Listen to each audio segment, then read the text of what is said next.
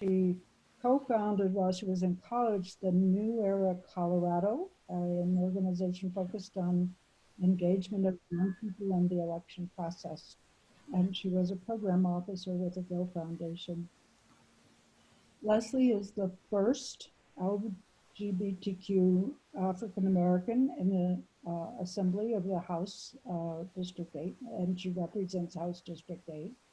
She serves as the chair of the House Finance Committee and the vice chair of the House Judiciary Committee. She also chairs the Colorado Black Democratic Legislative Caucus and the Arts Caucus. She was first elected in 2016, and since then, she has sent 68 bills to the governor for signature, addressing criminal justice reform, mental health and substance abuse, renewable energy, youth homelessness, and civil rights protections. Her legislative agenda underscores her commitment to Coloradans, especially those caught in the cycle of poverty or mired in the criminal justice system. I'm sure she will address the bill that she most recently marshaled through the legislature, which has challenged our state and responds to the anger and frustration and upset that so many of our, particularly people of color, have been feeling towards police. House Bill 2217 includes wearing of body-worn cameras, use of force, failure to intervene, fired cops, qualified immunity, police prosecution, protester protections, and data tracking, all of which are issues that have been addressed by the League of Women Voters over the decades and on which we have positions. So it is with great pleasure that I introduce House Representative Leslie Herod. Well, hello, everyone. Thank you so much for having me and for that introduction. I want to also give a thank you to all of you all who have been so active in ensuring that Denver turns out the vote for the entire ballot, not just some of it, but turns out for us.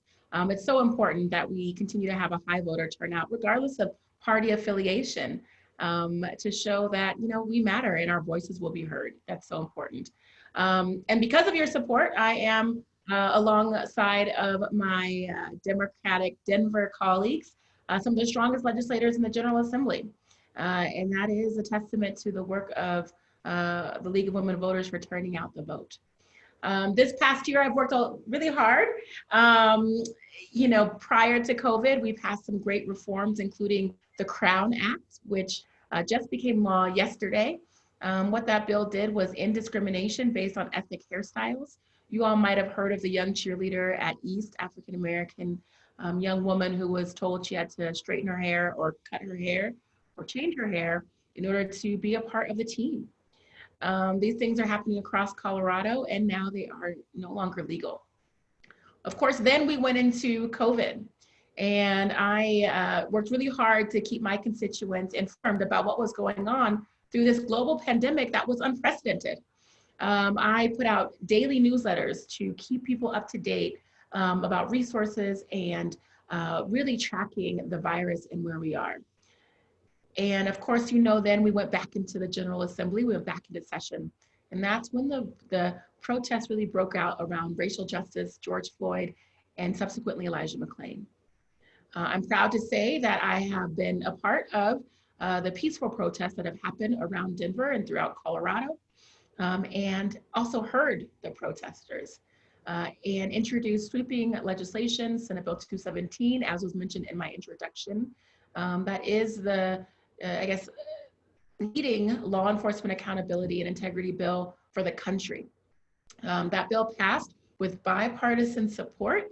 Regardless of how divided and polarized things might feel on social media, we only had 2 no votes in the Senate, and you know how close our Senate is. So that bill really did spark a lot of conversation around what it means to be African American and interact with the police, what it means to have police who are not held accountable, and unfortunately the high number of police involved fatalities that we have in Colorado, higher than in most other states. And of course, the exorbitant amount of payouts that our counties have to pay and our taxpayers pay when these officers act without standing. And so we are looking to change that through the Law Enforcement Accountability Act, but also other bills that we are going to be introducing moving forward. So this is not the end of that work. Additionally, you all might remember me from my work with Caring for Denver. So seeing the challenges really and the struggle that many Denverites were feeling around mental health and substance use. 2 years ago, I ran a ballot measure called Caring for Denver and asked Denverites to support a 25 cents on $100 sales tax increase to provide about $40 million worth of mental health and substance use services throughout Denver. That bill passed, and I am proud to say that the voters voted for that bill, and it passed with 70% of the vote. Now I'm the chair of the board. We are the largest mental health foundation in the country, and we have been able to begin funding this year. So in the middle of all of this, I'm running a foundation. But it gives me great pride to say that we've been able to put out more than $15 million in emergency relief already into the community, meaning many Denverites can get mental health services through Zoom right now. And while people were shut in, we were offering free treatment, free services to folks who needed it.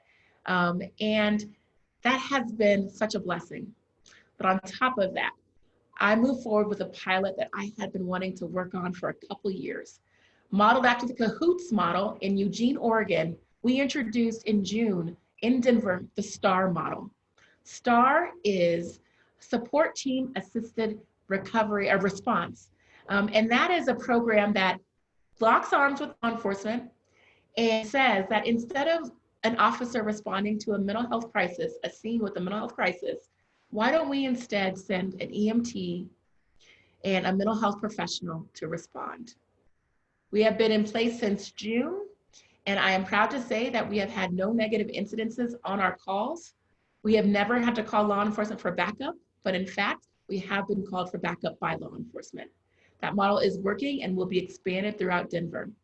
And I'm also proud to say that our chief right here in Denver, Chief Payson, has been my partner in that work since before he was chief, when he was a commander here in Denver.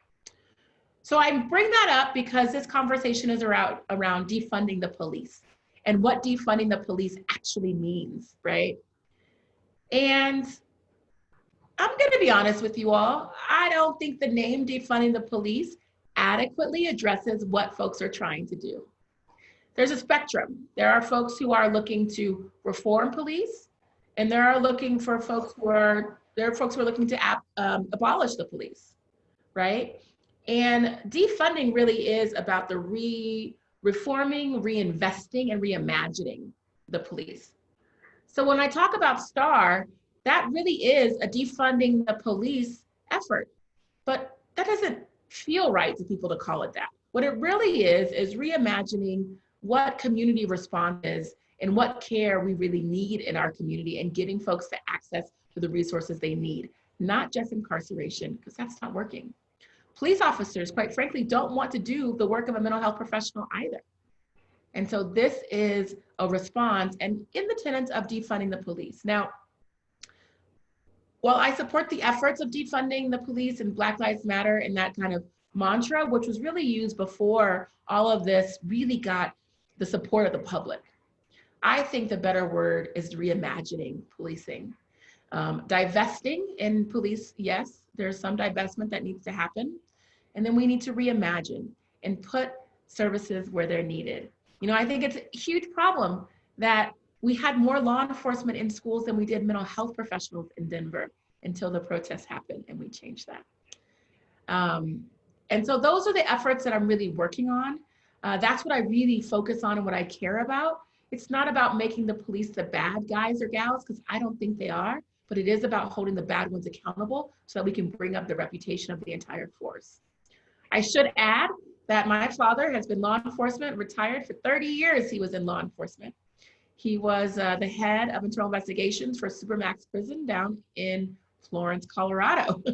So as you can imagine, my family really knows firsthand what it's like to be in these situations, but also what it's like to have a different response that's not just force in very tough situations where folks maybe don't have any thinking or any hope that they will actually be outside of those walls. So I'm proud of the work we're doing. I'm proud of the bipartisan nature of this work. I'm disappointed at the divisiveness, but as we saw in the Denver Post just yesterday, 70% of Coloradans, 69% of Coloradans support our efforts to reform the police, support Senate Bill 217, and would like us to do more work on ensuring that we can build trust within our law enforcement agencies once again. So I'm happy to be here. I like to make this more of a dialogue. I hope you all have some great questions for me, and I'll kick it back to you all. Thank you so much. Okay, we don't have any questions in the chat yet, but please, everyone, use your chat option and Pearl Ann will moderate.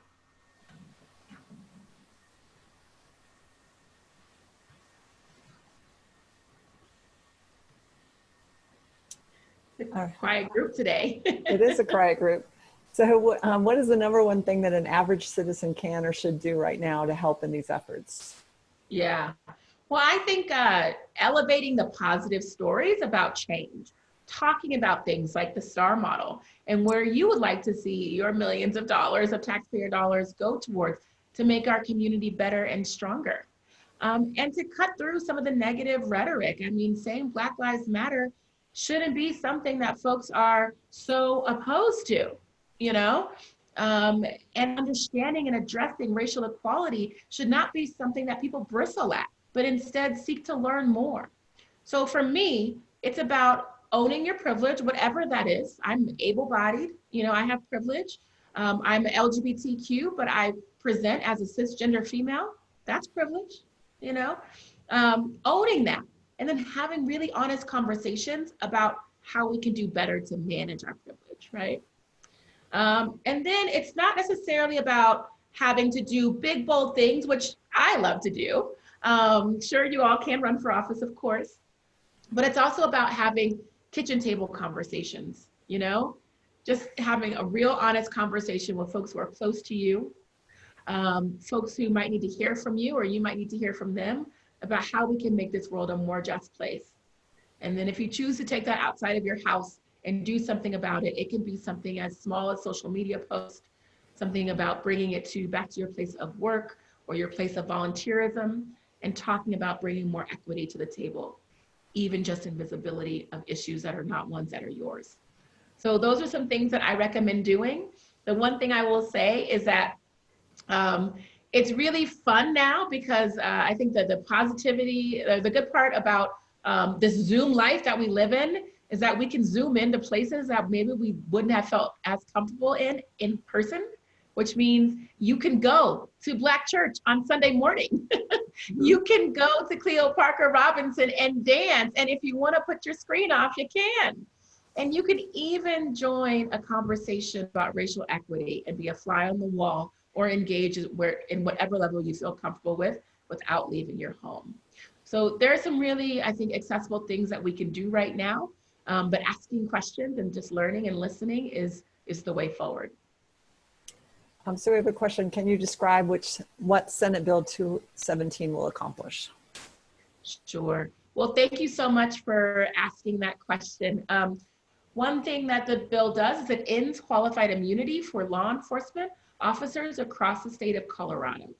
Specifically, that means that they can be held personally responsible and liable when they violate someone's constitutional rights in bad faith, meaning they knowingly violated someone's constitutional rights.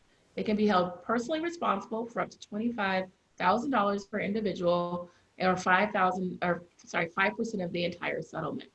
This is hugely important because we know that officers have been shielded from this type of personal responsibility for too long. Teachers have it, doctors have it. Your trash man has more regulation than they do, and I think that's a problem. So we changed that. We're the first state to do so via law via legislation. A couple of other states have it in their case law. Additionally, we changed the criminal code for use of force, when an officer can use force, when they can, fire bullets at protesters and things like that. We changed all of that so that we are more likely to hold bad officers criminally responsible when they commit bad acts. We have required body cameras on every officer across the state of Colorado by 2023. We also have extensive reporting requirements around racial profiling so we can get the data, which it's a little bit insane to me that we have not been able to get that data for this long. We're in 2020 and we're still not tracking racial profiling. We know this is a real thing. Additionally, officers who are fired for excessive use of force, misconduct, and ending in serious bodily injury will be, their post-certification will be revoked, meaning they'll no longer be able to be a law enforcement officer in the state of Colorado ever again. And they'll be put into a database so others can see that they were in that database and maybe not hired in Oklahoma or Nebraska or some other place. Finally, we are adding pattern and practice investigation into the AG's office. You all know we have a phenomenal Attorney General in Phil Weiser, just phenomenal. And this gives his office the ability to intervene for pattern and practice investigation when there's just a clear and consistent violation of people's rights in their counties and areas by a department. He has since already used that provision to start a pattern and practice investigation against Aurora police department in Aurora, specifically for Elijah McClain, but also the response to the protesters. You might have seen there was a peaceful violin protest that was broken up and force was used against the protesters in a way that was really inappropriate. They were on public grounds, kids, just, violin playing, and that was hugely problematic. So, and of course the photos of people at crime, death scenes and all the stuff that's going on there. So that's already been used. So we're already seeing change. But the big piece that I think will really lead to the culture change that we are seeking to achieve is the duty to intervene. Where now, if a law enforcement officer is standing by their fellow officer, they've got their knee to someone's neck for 8 minutes, like what happened to George Floyd, they will be held both criminally and civilly liable too if they fail to intervene or try to stop the excessive use of force. It's important that officers feel empowered to do so and not feel like they can't speak up or they can't intervene when another officer is committing a bad act. Too many officers have told me that this is a problem, especially in their rookie years, and we want to make sure that they have protections when they step forward and report that act and intervene. So it's a pretty comprehensive bill. We do believe it's sweeping reform. We have seen changes already. Denver has already changed its use of force policies.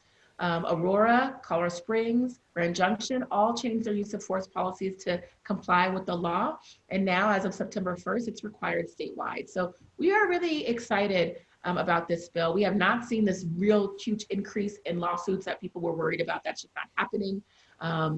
People will sue if their rights are violated, but this doesn't change that in any way. So we have more work to do. I believe that law enforcement should have to undergo some type of psychiatric evaluations on a regular basis because things change as you're in those scenes so often, there is some PTSD that happens with law enforcement. Again, I know from personal experience. And we need to make sure that folks are ready to be out in the field if they're in the field with a weapon. So those are some things we're working on, and we're excited to keep moving in a bipartisan manner to get these bills passed. Thank you for your question. So even before the meeting started officially, a number of us were talking about the STAR model. There's a lot of enthusiasm about that. Can you explain a bit more about it, what the model looks like? Yeah, sure. So, was it 2 years ago, I guess? Yeah, I was in, right after Caring for Denver passed, I went to Eugene, Oregon with Larez, who's our executive director for Caring for Denver now, and some other law enforcement, Denver law enforcement representatives and the representative from 911. And I did a ride along with Cahoots. And we got called to a scene pretty early on in the ride along where a man was in his, well, I should say first we walked on the scene, suburban area in Eugene, Oregon, nice house, kid playing outside on a bike. Inside there was a spouse and a mom, and there was obviously distress going on in the house. The kid acted like this was no big deal, happens all the time. You know, you kind of pick up on those kind of things. Go inside, go upstairs, and we find that there's a man unclothed in his bathroom with a box cutter threatening to kill himself. And he had stopped taking his medication. He felt like he was only bringing burden and problems to his family, and he wanted to end it all. As I was sitting there, we were talking through the door to the man. He wouldn't open the door, you know, and I could see, because it's up the stairs, and the bathroom was here, and across the hallway from the bathroom was his little office set up in a hallway, you know. I could see the medical bills piled up from the treatment that he was obviously getting, unpaid balances. You could just see it all spread out on the desk. He wasn't gonna come out of that bathroom. So we spoke with him for a while. We spoke to the spouse, made sure there was no domestic violence going on, made sure she had access to a shelter if that's what she needed, talked to the mom. And then finally they said that they felt comfortable on scene, probably about an hour, and we left. He still had not come out of the bathroom. Well, about 30 minutes later, we got another call again saying the spouse called and asked them to come back because things had escalated again. Law enforcement actually beat us to scene, but they were able to get the box cutters out of his hands and bring him out. That was huge because he's a weapon, you know, he has a weapon and he's yielding and wielding it at law enforcement. They were able to get that from him in a safe manner. He came out and it was so fascinating. Law enforcement started to retreat and Cahoots started to step forward. The man sat on his couch. Cahoots kneeled down and started talking to him one-on-one at his level. What's going on? How are you? Why did you decide to stop taking your medication?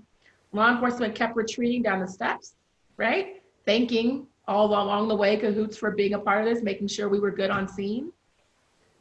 The man, they ended up leaving eventually.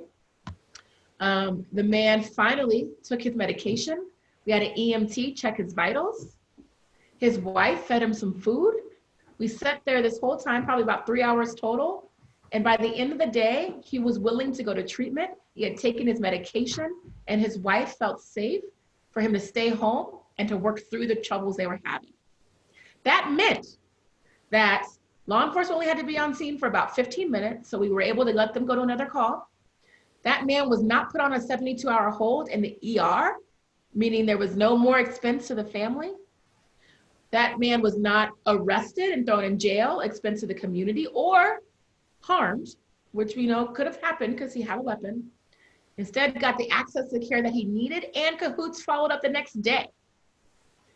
Afterwards, I did a debrief with the team and with law enforcement, and everyone was really proud of that outcome, everyone. I gotta say, seeing that made me think that we could actually do this differently. That you can call 911 and not only get a police officer as your only answer, and maybe get someone who's more equipped and trained to do the work.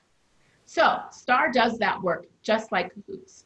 In partnership with Whitebird Clinic, who is helping to advise us, we have put STAR in place in the center core of Denver. And then the model is to expand it out since we have had such a positive outcome. The other key that I think is so effective in the STAR model and the Cahoots model is that law enforcement and the Cahoots STAR folks are trained together, so that there is personal relationships, there's trust, there's an understanding of a different way forward. Now, Cahoots took 20 years to get the trust of the community and to get this right. It's going to take us some time too, but right now we're on the right steps, and I'm just so proud to say that it's been embraced by the community, by law enforcement, and by mental health professionals across Denver.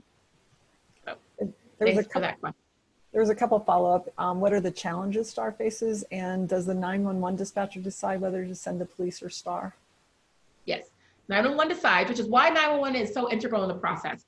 If I didn't go to Eugene, and do the ride along and be a part of the program, I would not have even thought to bring 911 into the process. But it is essential that they are trained too, and that they understand who should be on scene. They do it every day, right? They decide if a firefighter should go versus a police officer versus an EMT. You know, they do that, right? But right now they're making the call about who goes to scene. But everyone is on the same system, so everyone can radio in and hear each other, okay? So these are not separate systems. Right now we have mental health vans that operate separately, but nobody knows what numbers to call. Nobody really knows they exist. People call 911 when they're in distress. That's what we learn when we're 2, you know? That's what we do.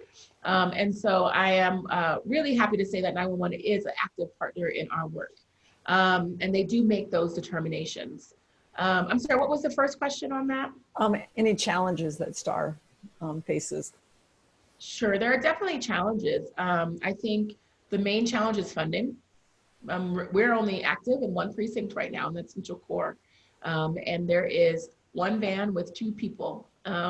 Law enforcement provided the van, and they have more vans to provide us. We just need to staff up STAR. And so Caring for Denver is working to expand the model, but we can't be the only funder. You must fund it with the city. And so we are working with the city right now to figure out that funding and how we can really expand safely. I gotta tell you, people are hearing about STAR real quick, and we're getting calls in different districts, different precincts to have a STAR person come out. If they can, they sneak away and do, but I'm gonna tell you, they're not getting all the way to Southeast Denver, right? And there's no reason why they shouldn't. No reason why they shouldn't be across the entire city, getting folks access to the care they need. You know, as a Black woman and someone in Northeast Denver, I think it's hard for a mother to call 911 knowing that there's going to be a police officer coming to scene if their child is in a mental health crisis. We've unfortunately seen what happens, and the fear is so real that folks are trying to figure it out on their own. But I know that's also happening in white households across Denver too. Why shouldn't we all have access to that resource? If someone is in crisis, we need to get them help, and we should be able to figure out how to do that in an easy way. And right now it's really hard. That's why I started Caring for Denver, and that's why the STAR model is so integral in our work. So the work continues. We will continue to evolve, but I'm really proud of Denverites for supporting the efforts of Caring for Denver. And I know the more that people really understand STAR, the more support we'll get there as well. So thank you. All right, so moving on a little bit from that, is there serious discussion about changing the term defund to something more descriptive? Sure, there is. There definitely is. And I think, again, you've got the abolitionists that really do still want defund the police to be the headline. We've got media who's really picked up on defund the police. And so even if you're not talking about defunding, that's what they're gonna put as the headline, you know, because it gets the clicks. But I'm really working on reimagining and divesting, but really more reimagining. You know, we don't need to put so much resources into just police when the police are even asking for better resources. They're asking for more mental health. They're saying they don't want to be first on scene for a mental health crisis. Let's get them what they want. Let's get them what they need. And let's get more people trained to respond to the needs of our communities. All right. And someone else said, words are very important. Reforming the police is much better than defunding the police. So I think that's what you were talking about as well. I mean, I call my bill law enforcement reform, right? I don't say it's defunding. So I think I think that's real. It's real. People feel just like this visceral reaction, like, and no one really is saying they don't want any police, which is really interesting. Even the abolitionists are saying they just want a different kind of police, community-based policing, you know? Like we want to make sure that we're safe in our communities. We get that, but police are not the only form of safety. And that is something that we have to like start thinking about differently. For me, safety, for me getting into a fight in school was my mom. I knew I would get in trouble if my mom showed up, right? And so having a counselor and therapist who gave a crap and understood that about me actually helped me when I did get in a few fights as a young woman, because I was a military brat going to different schools all the time. And I gotta tell you, the best thing that one of my teachers did was made me walk to school with my sworn 5th grade enemy. And in that walk, we learned so much more about each other and are still the best of friends today. You know, that's what we're talking about here. So have this is a question, have you been monitoring the number of officers that have been retiring or quitting due to the divisive environment toward law enforcement officers? So sort of the other side so of it. that is something that had been going on before the bill and before kind of the protests. There was officers who were, didn't feel safe wearing their uniforms home even because they didn't want people to know where they lived or what they did. But what we've actually seen in the past year is that the number of officers who have left the force is steady or decreasing. We've had about 200 officers leave the force since Senate Bill 217 passed. Those officers, retired or were fired, or some left, probably a third left because of the divisive climate and just said they're done. There's about 17,000 officers in the state of Colorado. So our retention rate for officers is higher than it is for teachers. It's higher than it is for mental health professionals right now. It's higher than, I don't know, probably everyone. I didn't actually know that the rate was so low, then the retention rate was so high until more recently, until someone asked this exact question. So yes, about 200 officers have left. Some have retired, some have taken early retirement. Others were fired, like in Aurora. We've got some interesting numbers around there. And they're estimating about a third have left because of the climate, so a third of 200. So whoever's quick on the math can figure out that number for me, but that's about where we're at. So it's not sweeping. But hopefully the right people decide to come into the work, and hopefully the right folks, move to hold people accountable, so we just don't have these scenes playing out on our social media pages again, where someone is just dying at the hands of law enforcement. So this is slightly different. You've introduced legislation on bail reform that's not passed in recent sessions. What are your priorities around bail reform and your planned approach for the next session? Yeah, so one bill passed, Senate Bill 1225, that ended cash bail for low-level offenses across Colorado. Immediately, hundreds of inmates had to be released who were being held pre-trial, not convicted of anything, when that bill was signed into law. So I'm really proud of that work. Low-level offenses like not cutting your grass, trespassing, things that people were getting tickets for and were being held in jail over the weekend for, that were not jailable offenses afterwards, even if they were convicted. We ended that. So we're like, nonviolent offenses, not jailable. Why are we holding you now? Well, this doesn't make any sense, We found out that even some jails had about 40% of inmates who were there for those exact reasons. So they could actually shut down the jail, when they just changed that. But it's the higher level offenses that we're having a harder time with, right? How do we determine who we should hold under bail if they are suspected of domestic violence or assaults, But I think we have to get back to the tenet of innocent before proven guilty, which is supposed to be an American value. That's just not how it's playing out. It's innocent before proven guilty if you can pay to leave the jail. And that's what we have to change. But what the proper risk assessment tool is the challenge.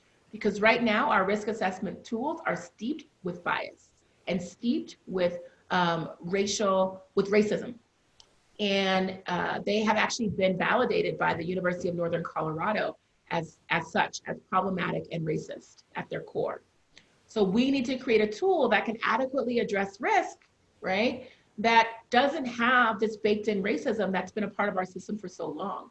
So we're working on that. And I'm just really proud that we actually have a local group here in Greeley at University of Northern Colorado who's doing the work. And hopefully we can come to some type of understanding of how to move forward.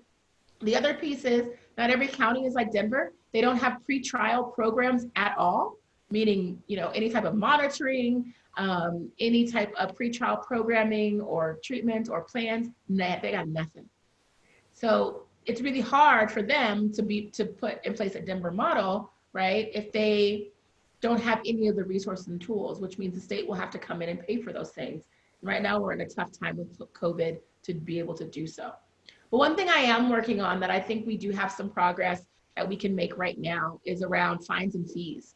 So holding people because they can't pay a fine or a fee in prison or in jail is problematic. One, it keeps them from working. It's just like this counterproductive thing. They get their driver's license taken away. They can't get to work. All of these, they can't take their kids in. It doesn't make any sense. And we're finding that we're not recovering money from them because they're just not paying. They're just, they can't do it. So what we found in places like actually North Carolina, of all places, when we actually take away the fines and fees or create plans that are reasonable for people, they're more likely to pay and they're more likely to be successful and lower the recidivism rate. And so we are looking to do some of that work here in Colorado, and it does have bipartisan support. So I'm excited about that. So kind of attacking the system in all different ways. That's good. So we have a couple, again, around terms, usage of terms. I think we all want our police as protectors. What sort of nudges or incentives can be used to change mindset from warriors to protectors? And then a second one about language too. What is your strategy for talking to people who bristle at even the mention of BLM or Black Lives Matter? Well, I like the protector versus warrior. I think that's actually really strong and important. I'm going to keep that in mind myself. So thank you for that. People have come a long way in a few short months around Black Lives Matter. And I appreciate that. What I've found is I don't even have to address it if someone bristles at Black Lives Matter, because one of my white allies and accomplices jumps in and talks about what we're really talking about here and why it's important to support BLM. And so I'm actually quite proud of the growth of our Denver community and our community to say, you know, we've changed our perceptions around this too, you know, we've grown. And I think that's important. But when I do have those conversations about Black Lives Matter, I just think it's important to ask them if they think racism exists still, you know, and what they would like to do to address that issue, the issue of racism. And do they feel like Black people are treated differently in society than their white counterparts? It's really hard for someone to say no to that. I mean, I think if you're awake, right, you know that those things exist. You might not agree with the approach to address it. You know what I mean? You might not agree with the response to it, but you got to agree with that. And I find that most people I talk to do agree at some level with those statements, you know? Folks who don't, I think, you know, sometimes maybe they're not the right person to talk to at the time about these issues, you know? Maybe take a step back and address something else and find common ground in something else. Maybe it's mental health, you know? Maybe it's about states, I don't know. Whatever it is that you can try to find common ground in, because they, you know, maybe don't want to even have the conversation with you and are just looking to fight. I'm not looking to fight. I'm looking to make real change, you know? I'm not gonna get in a Twitter war, you know? I'm not gonna get in a Facebook fight. I might state my piece and then I just go. So if people are looking to have an honest dialogue, I'm so open and willing to do that. I've done that. But usually people can at least address it, you know, say that yes, racism exists. Yes, people are treated differently. I might not agree with you on X, Y, or Z, but maybe we can find some common ground on something else. Maybe they agree with prevention. Maybe they agree with education, you know, maybe they agree with early childhood. Fine, let's start there. If you can agree with that, I'm gonna still do all this stuff over here. But if you can agree with that, let's work on that piece together. A question about homeless. How do you reimagine the role of the police in working with the homeless? Yeah, well, gosh, there is some real divides there. And our unhoused community has an inherent distrust of the system, you know, and of law enforcement who represents that system. That's real, you know. And working with homeless, unhoused folks, you know, I was on the Urban Peaks Board, which was our homeless youth serving agency for 8 years. And that distrust is there. So ideally, you would see less interaction with law enforcement at all and more interaction with resources, mental health professionals, caseworkers, food providers, things like that. And you bring down kind of the anger and resentment that's happening within the homeless community. But we are creating really volatile situations with these sweeps. And unfortunately, they're not making our city any better. I think, I'm sure you all have seen the increase in the homeless camps that are popping up across Denver and really just expanding. Even with a camping ban in place, we're still seeing more camping, you know? And then the sweeps come in and just add to that distrust, add to that combustion, and you have these really bad situations, right? So for me, it's about finding homes for our unhoused friends and family and community members. That's what they do in other countries. Why not find homes? You know, I was in Amsterdam, and I was like, where are the homeless people? Like, what are you talking about? They're in housing, you know, integrated housing, so that the community supports each other, and it's not just, you know, a group of people who are outcasts in an outcast place. Instead, it's really integrated into our communities, which I think is important, not concentrated into one area. So I think we have to reimagine too how we're looking at the homelessness issue. I actually think Hickenlooper did a great job.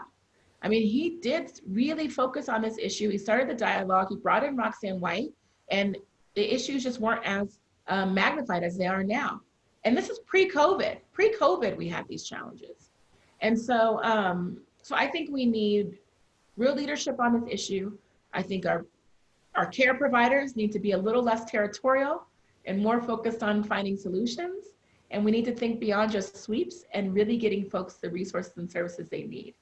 I would be fine with a, you know, tiny home village in Park Hill, you know, or a few houses here and there that were helping our unhoused friends and family, you know, but nobody wants to say there's like a 500 place encampment right next to their home. That's not what folks want. I don't care how open your heart is, you know. There's better ways to do this. There's better ways to address this. And I know we can do that here in Denver. All right, this is, let's see, I know that Denver human rights personnel were going to meet with police on anti-discrimination efforts as long ago as the 1980s. What do you know about those efforts? Have they continued? Do other police organizations do that? Does it help or just not enough? The long one. Yes, and, you know, like, yes, it's been happening.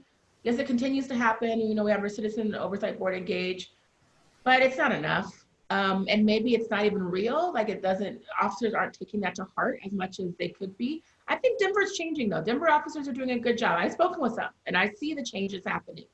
But I find it so fascinating, and I talked to Chief Payson about this. Why is it that when I'm at a neighborhood meeting, we get some law enforcement commander come or the community engagement officer or whomever come to that meeting, and they're not, and they engage with the community, but they're not the same as the beat cop who's actually patrolling that community. So you're not actually building relationships with the community. You've got one person who really is kind of an office person who just wears a uniform, who comes to these meetings and who shares the information and provides, I think, good information to the community, but doesn't actually create that relationship with the beat cop who's actually patrolling the community that we need.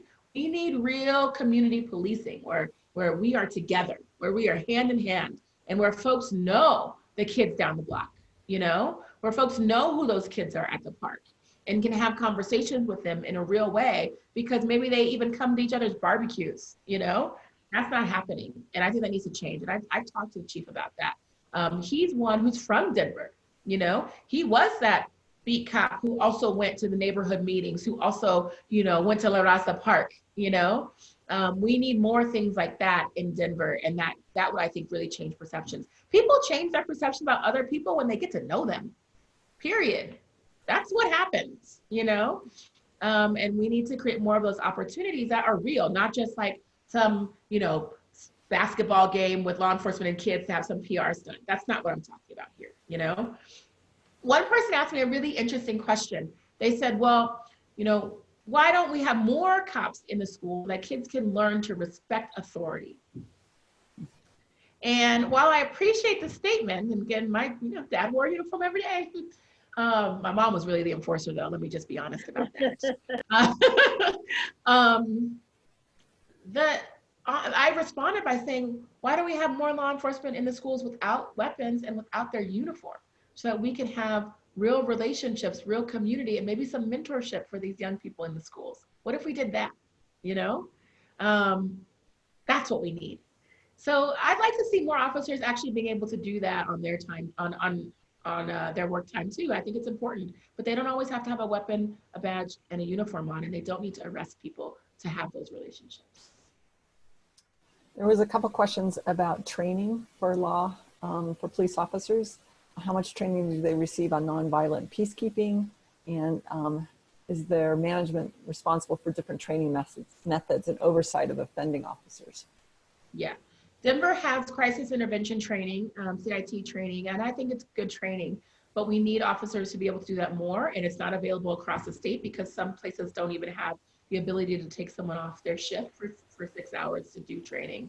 We need more mental health training. We need more mental health screening. We need more crisis intervention training. We also need to require that officers use non-lethal force to intervene. And we put that in our bill, Senate Bill 217.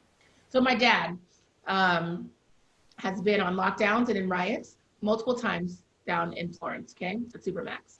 He has never had to pull his weapon on anyone and never had to use force. Of course, there were weapons around him, but he was trained to talk people down. He was trained to intervene in a way that was non-lethal and that didn't use force, even when someone had done something very terrible to one of his colleagues. And that is what he did. And that is what he then became a trainer to do. He started as a groundskeeper at Supermax and worked his way up to the head of internal investigation and head of training. So he did these crisis intervention trainings. And you can do that. The issue is that with all the training in the world, unless we address bias, right, and really address this racism and change the culture, you're still gonna have bad interactions with the cops outnumbering with people of color, right? And it's because my dad is Latino.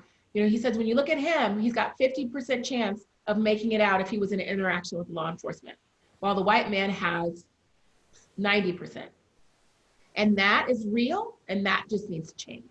So it's when people decide to use crisis intervention training, their training, versus using force. And unfortunately, people are still so threatened by Black and brown people, just in our color, in our skin, more so than white people, that you just have those people making decisions differently based on that.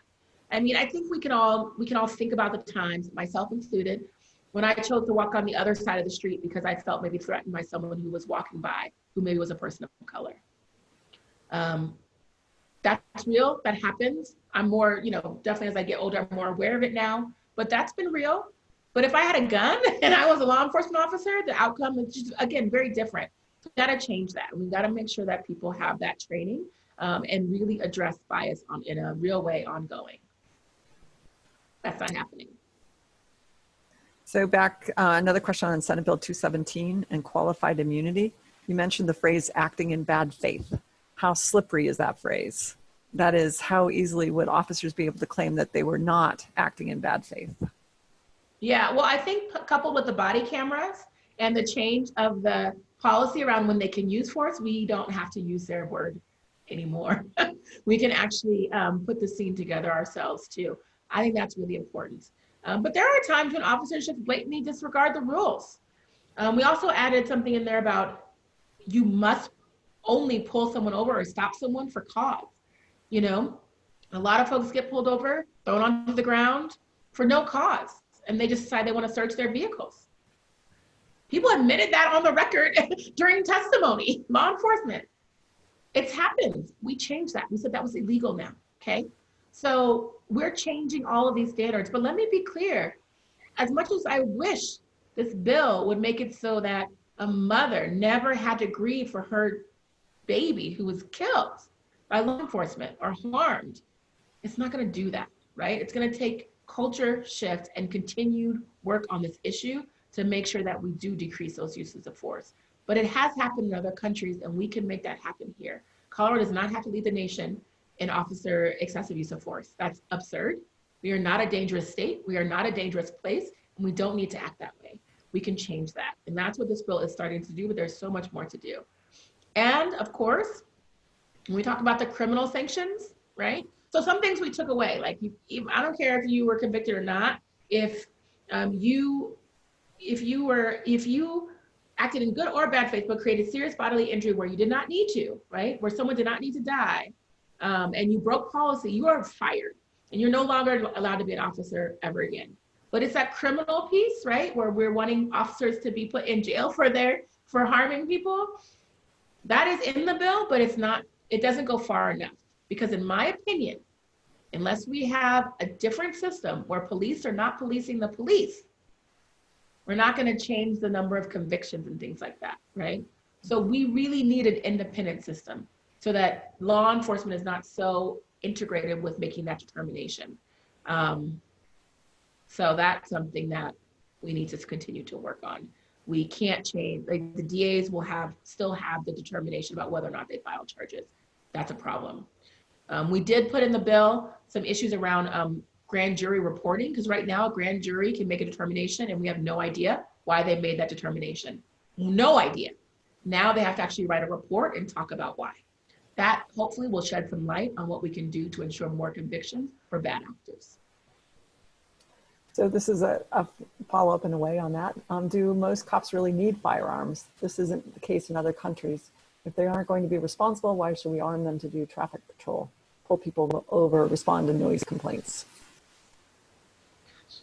Y'all are good. That's a good question. I don't disagree. So I mentioned Amsterdam. When I was in, I kind of like, I'm like the ride-along queen. I love to do ride-alongs. I don't know why, but I did a ride-along in Amsterdam, and it was with a law enforcement officer who had no weapon but a baton, no firearm. And he was actually a community law enforcement officer. So he worked in the police department, but he had a full-time job on top of it. He worked 20 hours a week with the police department, and about a third of their force at the time, I don't know what the numbers are now, this is 2015, about a third of their police department had those type of folks, because they felt that if you were entrenched in law enforcement for so long, you get this like demeanor about you. You get this way of looking at the world that's just different than the way a mathematician looks at the world, you know? And maybe then coupled with law enforcement, you might respond differently. You might create a better culture. That's what they did. And he is a mathematician, which I thought, a mathematician as a law enforcement officer? What? But they love him because he helps them with the data. But he's also patrolling. But he also lives in the community, you know? And so I went with him, and it was beautiful. I mean, they knew his name. People were talking to him. And I'm not just talking about the nice place in Amsterdam. We actually went through a refugee camp. And we were it was really during the height of the migrant crisis when I was there in 2015. And it worked out really well, you know?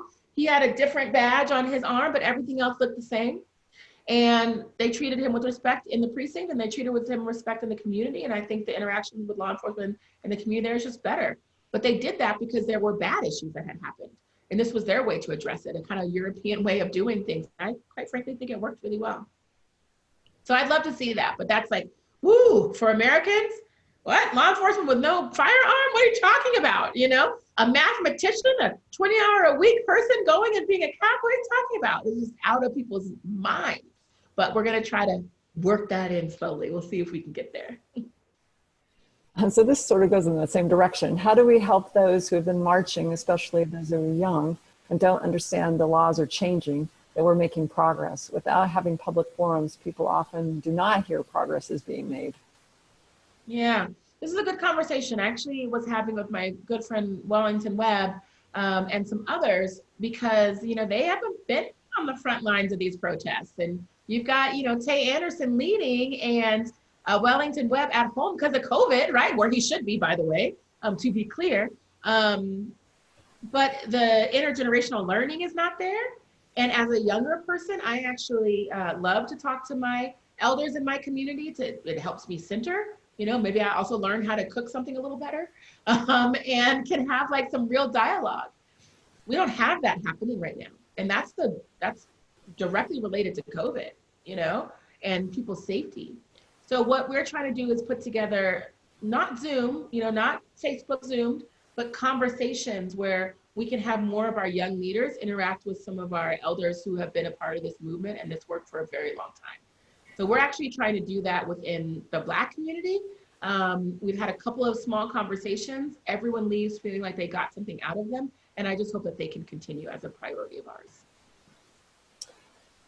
So this is, I appreciate all you've done to work across the aisle, and would like to know if you have suggestions on ways that we can encourage our elected leaders to do more of that. Well, it's so funny because people think I'm so radical and they think I could never talk to a Republican, but I do all the time.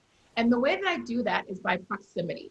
So when I first started as a legislator, I was on the Judiciary Committee, and I intentionally sat with Joe Salazar on one side of me and Cole Wist, the Republican assistant minority leader, on the other side of me. I sat right in between them intentionally so I could hear what Cole was saying, understand where Joe was coming from, and maybe start to bridge some of that dialogue. And I did, and it worked. And in fact, Cole actually helped me run a bill to end or to limit civil asset forfeiture in Colorado, you know? So I think we gotta start to meet people where they are and treat them as people first. Have you had a meal with this person who you think is your sworn enemy? Have you gone to their district? A lot of times that means Denverites have to leave Denver because folks don't really, outstate people don't like Denver, and that's real. But I go, right? I'm going down to Summit County to talk to their chief of police and their police department about 217 in a couple weeks. And I'm going to go with my colleagues and we're going to have dinner. We're going to talk. We're going to get to know each other and hopefully bring down some of the division that's going on so that we can go into session in a way where we can work together on issues. So, I just say, sometimes you're going to be on my team, sometimes you're not. I'm not going to hold it against you. And we're going to move forward. I mean, I've had people who, you kind of know that they think you're going to go to hell, or maybe hope you're going to go to hell, especially because you're queer. I'm queer, and I got to work with them. And I've actually worked with them on some law enforcement issues. It's fascinating, but it's our jobs. Sometimes it sucks. You don't want to make friends with someone who has said awful things about your people, but you got to do the job. And so the way to encourage that is to encourage it and to say that you want to know how many bipartisan bills they had. I will tell you, Denver Democrats all of them will tell you that the majority of their bills have been bipartisan because they have.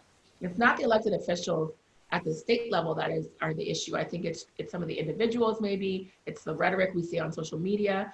And even on Denver City Council, it's not a partisan issue, it's just an issue, right? Like it's like a personality issue. And we got to work through that to actually get the job done for the community. At the end of the day, the work is the most important thing, right? Not your title. I could hold a title, I could introduce bills, I could never negotiate in my life and be like, look, I've done this for the community and not get anything done. That's not good. That's not effective, and we got to be effective. And we also have to listen to everyone, all of our constituents, regardless of their party affiliation. So we're at the end of the hour, believe it or not. It went really fast. On behalf of the League of Women Voters of Denver, I really want to thank you, Leslie, for a wonderful talk and inspiring as we go forward in our league year. Thank you again. And thank you so much for having me. Feel free to follow me on social media if you can. On Facebook, I'm Leslie for Colorado, Twitter and Instagram at Leslie Herod. And feel free to have me back. I'd be happy to come zoom right in.